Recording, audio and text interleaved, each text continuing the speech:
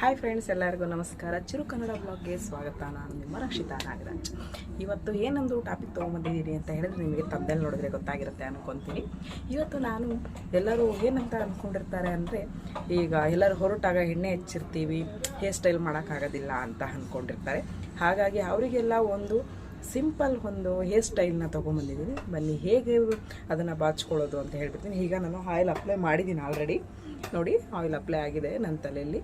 ಈಗ ನಾನು ಸಿಕ್ಕೆಲ್ಲ ಬಿಡಿಸ್ಕೊಂಡು ರೆಡಿ ಇಟ್ಕೊಂಡಿದ್ದೀನಿ. ಜಸ್ಟ್ ಈಗ ಯಾವ ಥರ ಒಂದು ಹೇರ್ ಸ್ಟೈಲ್ನ ಮಾಡ್ಬೋದು, ಇಲ್ಲ ದಿಢೀರಂತೆ ಎಲ್ಲರೂ ಹೊರಗೆ ಹೊರಟಾಗ ಯಾವ ರೀತಿ ಹೇರ್ ಸ್ಟೈಲ್ ಮಾಡ್ಬೋದು ಅಂತ ಹೇಳ್ಬಿಟ್ಟು ತೋರಿಸ್ಕೊಡ್ತೀನಿ. ಬನ್ನಿ ನೋಡಿ. ಫಸ್ಟು ಕ್ಲೀನಾಗಿ ಸಿಕ್ಕೆಲ್ಲ ಬಿಡಿಸ್ಕೊಂಡಿರಬೇಕು. ನಾನೆಲ್ಲ ಸಿಕ್ಕೆಲ್ಲ ಬಿಡಿಸ್ಕೊಂಡಿದ್ದೀನಿ.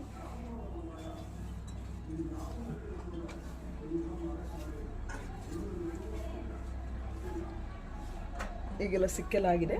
ಈಗ ಫಸ್ಟು ಫ್ರಂಟಿಂದ ತೋರಿಸ್ತೀನಿ, ಆಮೇಲೆ ಬ್ಯಾಕಿಂದ ಯಾವ ಥರ ಎಣಿಬೇಕು ಅಂತ ಹೇಳ್ಬಿಟ್ಟು ತೋರಿಸ್ತೀನಿ. ಇದಕ್ಕೆ ಸ್ಟೆಪ್ ಜಡೆ ಅಂತ ಹೇಳ್ತೀವಿ, ಕೆಲವು ಕಡೆ ಸಾಗರ ಜಡೆ ಅಂತ ಹೇಳ್ತಾರೆ, ಇನ್ನೂ ಕೆಲವು ಕಡೆ ಏನಂತಾರೆ ಅಂತ ಗೊತ್ತಿಲ್ಲ. ನಿಮ್ಮ ಕಡೆ ನೀವು ಯಾರು ನೋಡ್ತಿದ್ರೆ ಅವರಿಗೆ ನೀವು ಈ ಜಡೆ ಏನಂತ ಕರಿತೀರಾ ಅನ್ನೋದನ್ನು ನನಗೆ ಒಂದು ಕಮೆಂಟ್ ಹಾಕಿ, ನನಗೂ ಗೊತ್ತಾಗುತ್ತೆ ಏನಂತ ಕರೀತಾರೆ ಅಂತ ಹೇಳಿಬಿಟ್ಟು. ಈ ಥರ ನೋಡಿ, ಅರ್ಧ ಭಾಗ ಕೂದಲನ್ನ ಮೇಲೆ ಕೆಳಗೆ ರೆಡಿ ತೊಗೊಂಡಿದ್ದೀನಿ ಭಾಗ ಮಾಡಿ. ಈ ಥರ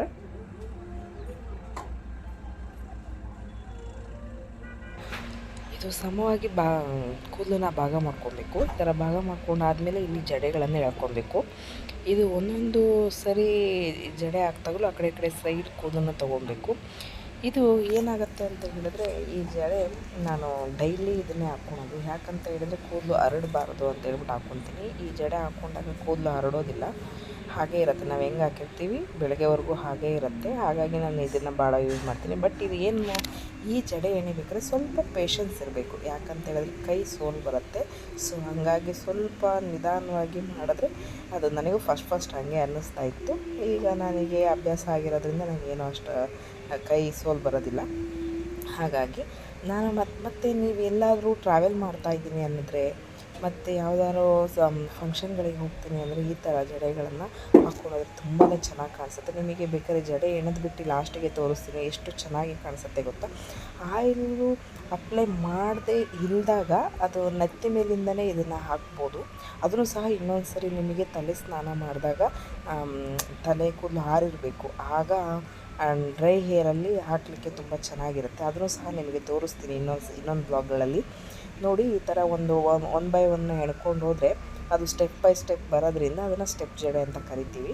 ಬಟ್ ಕೆಲವು ಕಡೆ ಸಾಗರ ಜಡೆ ಅಂತಲೂ ಕರೀತಾರೆ. ಬಟ್ ನನಗೆ ಅದು ಅಷ್ಟು ಐಡಿಯಾ ಇಲ್ಲ ಎಲ್ಲೆಲ್ಲಿ ಯಾವ ಥರ ಕರೀತಾರೆ ಅಂತ ಹೇಳ್ಬಿಟ್ಟು. ನೋಡಿ, ಈ ಥರ ಒನ್ ಬೈ ಒನ್ ಎಣ್ಕೊಂಡು ಬಂದರೆ ತುಂಬ ಚೆನ್ನಾಗಿ ಕಾಣಿಸುತ್ತೆ. ಇವಾಗ ನೀವು ಸ್ಯಾರಿಗಿರಿ ಉಟ್ಟಿರ್ತೀರಿ, ಆವಾಗ ತುಂಬಾ ಚೆನ್ನಾಗಿ ಕಾಣಿಸುತ್ತೆ. ಸಿಂಪಲ್ಲಾಗಿ ಈ ಥರ ಹಾಕ್ಕೊಂಡು ಹೋಗೋದ್ರಿಂದ ನಮಗೂ ಈಗ ಟ್ರಾವೆಲ್ ಮಾಡಬೇಕಾರಲ್ಲ, ಈಗ ಗಾಳಿಗೆಲ್ಲ ಕೂದಲು ಹರಡುತ್ತೆ ಅಲ್ವಾ, ಆ ಥರ ಏನೂ ಆಗೋದಿಲ್ಲ, ತುಂಬ ಚೆನ್ನಾಗಿರುತ್ತೆ. ನೀವು ಹಳೆ ವಿಡಿಯೋದಲ್ಲಿ ಗಮನಿಸಿರೋದಾದರೆ ಗಮನಿಸಿದ್ರೆ ಗೊತ್ತಾಗುತ್ತೆ. ನಾನು ಆಲ್ಮೋಸ್ಟ್ ಅಲ್ಲಿ ಇದೇ ಥರನೇ ಹಾಕಿರ್ತೀನಿ. ನಾನು ನನ್ನ ಮಗಳದ್ದು ಒಂದು ಫಂಕ್ಷನ್, ಜವಳ ತಗೊಳ್ಳೋ ಫಂಕ್ಷನಲ್ಲೂ ಸಹ ಇದೇ ಥರ ನನಗೆ ಹೇರ್ ಸ್ಟೈಲ್ ಮಾಡಿದ್ದೀನಿ. ನನಗೆ ಯಾಕಂದರೆ ಈ ಜಡೆ ತುಂಬಾ ಇಷ್ಟ. ಎಲ್ಲರೂ ಜರ್ನಿ ಮಾಡ್ಬೇಕಾದ್ರೆ ಈ ಥರ ಹಾಕ್ಕೊಂಡೋದ್ರೆ ಕೂದಲು ಹರಡಲ್ಲ ಅಂದ್ಬಿಟ್ಟು ನಾನು ಜಾಸ್ತಿ ಇದನ್ನೇ ಹಾಕ್ಕೊತೀನಿ. ಎಲ್ಲರೂ ಹೋಗ್ಬೇಕಾದ್ರೆ ಈ ಥರ ಜಡೆ ಹಾಕ್ಕೊಂಡೋದ್ರೆ ತುಂಬ ಚೆನ್ನಾಗೂ ಕಾಣಿಸುತ್ತೆ ಸ್ಯಾರಿ ಮೇಲೆಲ್ಲ. ನೋಡಿ, ಒಂದ್ಸರಿ ಟ್ರೈ ಮಾಡಿ ನೀವು ಸಹ. ಯಾರಿಗೆಲ್ಲ ನೀವೇ ಹಾಕ್ಕೊತೀರ, ಬೇರೆಯವರು ಹಾಕೋ ಅವಶ್ಯಕತೆನೇ ಇರೋಲ್ಲ, ನಿಮಗೆ ನೀವೇ ಹಾಕ್ಕೊತೀರ ನನಗೆ ಕಮೆಂಟ್ ಮಾಡಿ. ನಂತರನೇ ಯಾರು ನಿಮಗೆ ನೀವೇ ಹಾಕ್ಕೊತೀರಾ ಅಂತ ಹೇಳ್ಬಿಟ್ಟು. ಓಕೆ ಫ್ರೆಂಡ್ಸ್, ಇವತ್ತಿನ ವಿಡಿಯೋ ನಿಮಗೆ ಇಷ್ಟ ಆಗಿದೆ ಅಂತ ಭಾವಿಸ್ತಾ ಇದ್ದೀನಿ. ಈ ವಿಡಿಯೋ ಇಷ್ಟ ಆಗಿದರೆ ಒಂದು ಲೈಕ್ ಕೊಡಿ. ಯಾರೆಲ್ಲ ವಿಡಿಯೋ ನೋಡ್ತೀರಾ ಪ್ಲೀಸ್ ಸಬ್ಸ್ಕ್ರೈಬ್ ಮಾಡಿಕೊಡಿ ಅಂತ ಹೇಳ್ತಾ ಇದ್ದೀನಿ. ಸಬ್ಸ್ಕ್ರೈಬ್ ಮಾಡ್ಕೊಳ್ಳೋದ್ರಿಂದ ನಾನು ಯಾವುದೇ ಒಂದು ಹೊಸ ವಿಡಿಯೋ ಬಿಟ್ಟರು ನಿಮಗೆ ನೋಟಿಫಿಕೇಷನ್ ಬರುತ್ತೆ. ಎಲ್ಲರಿಗಿಂತ ಮೊದಲು ನನ್ನ ವಿಡಿಯೋನ ನೀವು ನೋಡ್ಬೋದು. ನಿಮ್ಮ ಅನಿಸಿಕೆ ಅಭಿಪ್ರಾಯಗಳನ್ನು ಕಮೆಂಟ್ ಮೂಲಕ ತಿಳಿಸಿ. ನಿಮ್ಮ ಫ್ಯಾಮಿಲಿ ಫ್ರೆಂಡ್ಸ್ಗೆ ಈ ವಿಡಿಯೋನ ಶೇರ್ ಮಾಡಿ, ಅವರು ಸಹ ಹಾಕ್ಕೊಳೋದು ಕಲ್ತ್ಕೊಳ್ಳಿ ಅಂತ ಹೇಳಿ. ಓಕೆ ಫ್ರೆಂಡ್ಸ್, ಇನ್ನೊಂದು ಇಂಟ್ರೆಸ್ಟಿಂಗ್ ವಿಡಿಯೋದೊಂದಿಗೆ ನಿಮ್ಮ ಮುಂದೆ ಬರ್ತೀನಿ. ಅಲ್ಲಿವರೆಗೂ ನಮಸ್ಕಾರ.